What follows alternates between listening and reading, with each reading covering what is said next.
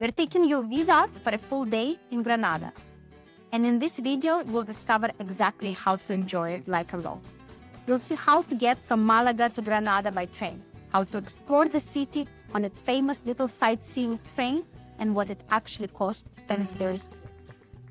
We'll show you our favorite restaurant in Granada, what to try for brunch, and of course take you at the Palacio de la Alhambra, one of the most beautiful places in all of Spain. So stay with us. This video is full of tips, prices, and little secrets that will help you make the most of one perfect day in Granada. It's early morning, time to wake up. Our day in Granada starts now. We live in Málaga, sunny coastal, relaxed Málaga. But today, it's not about the sea, the city of history, mystery, and the most breathtaking palace in Spain, Palacio de Alhambra. So come with us for a full day in Granada. We're taking the 9 a.m. train from Malaga and spending the whole day together, my husband and I, and heading back home by 9. On the way to the train. Tickets can cost anywhere from 19 euros to 100 euros, depending on how early you book and which seat you choose. When you step off the train, Granada immediately feels different. The air is cooler, the mountains rise in the distance, and the rhythm is slower. People always ask, is Granada worth visiting? Oh yeah, even for one day. Absolutely yes.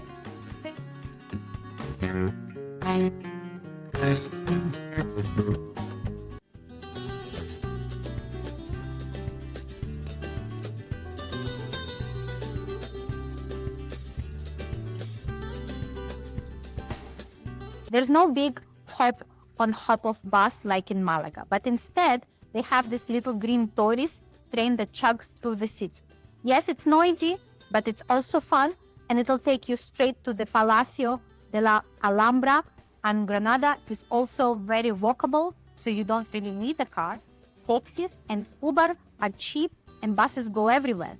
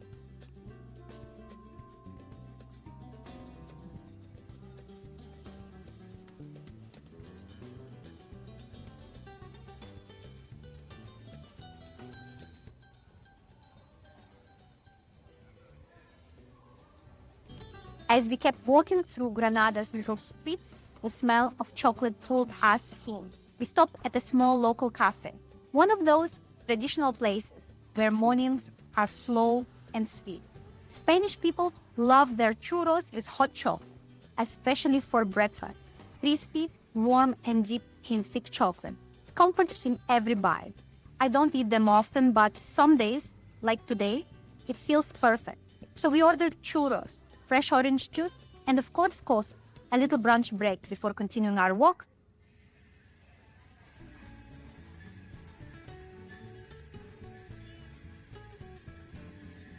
People ask, how far is Granada from the beach? It's about an hour's drive to the Costa Tropical, with beaches like Salobreña and Almuñécar. You can't swim in Granada, but you can ski in winter. The Sierra Nevada mountains are just 45 minutes away, perfect for hiking or snow adventure. People often ask, how many days do you need in Granada? One full day is enough to fall in love. But 2 days will let you see more without rushing. Are the best months to visit? My answer is April, May, September, October. Avoid July and August. It's just too hot. And if you plan to shop, note that many souvenir stores, shops, bakeries close from 1:30 p.m. to 5 p.m. for siesta. Another common question, is Granada expensive? I feel like prices are very similar to Malaga.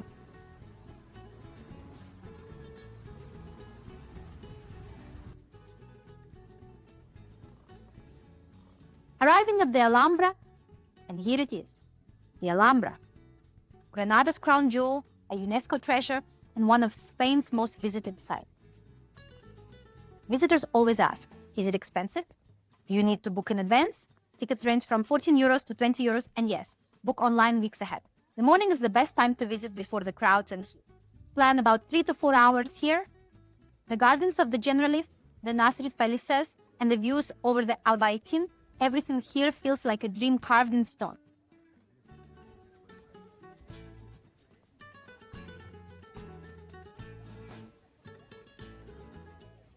Granada, a city of echoes and stories, where Moorish palaces rise above white hills, where fountains whisper history, and every drink comes with a little gift, a tapa, a smile, a memory. They say if you visit Granada once, you'll keep dreaming about it forever. It's smaller than Madrid, older than Malaga, and somehow it feels timeless.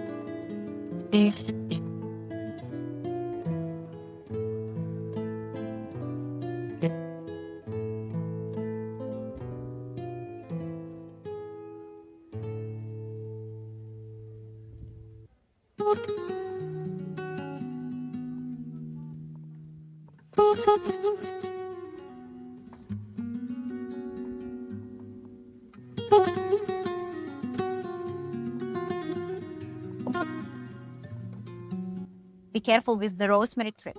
Let me tell you a small personal story. Once while walking with family in Granada, a woman approached me with a bunch of rosemary. I thought she was selling herbs, so I would like to buy it. But suddenly she started speaking fast, trying to read my fortune and asking for money. Later, a local friend told me, never take rosemary from strangers. It's an old street trick. Just say no and keep walking. It's not dangerous, but it can be uncomfortable if you don't know.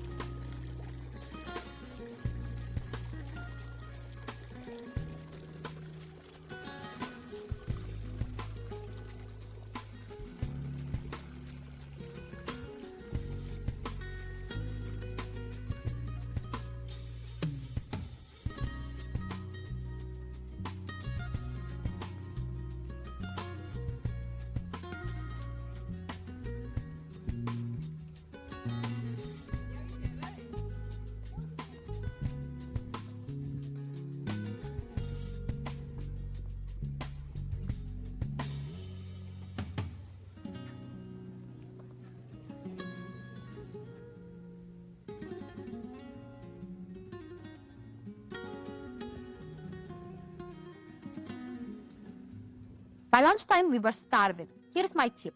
Avoid the restaurants right around the Alhambra. They're usually overpriced and very tourist. Instead, go for a local place or one of the big hotel restaurants. Great food, great views, and real local standards. We stopped at a beautiful hotel restaurant with elegant palace decor and quiet service. Perfect for escaping the tourist chaos. We had tapas with salmon, local cheese, and a strawberry basil sorbet that tasted like summer in a spoon.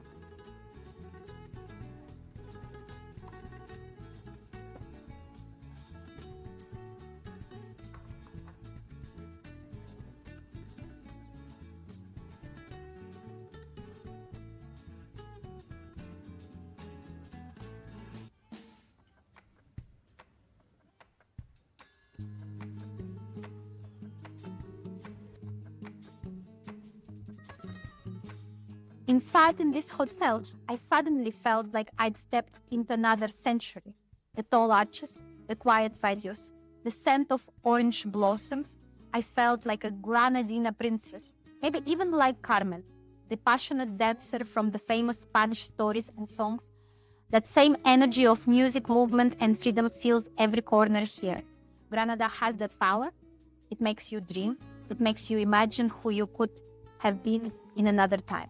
For a moment, it wasn't 2025 anymore. It was just me, this palace, and the spirit of Granada.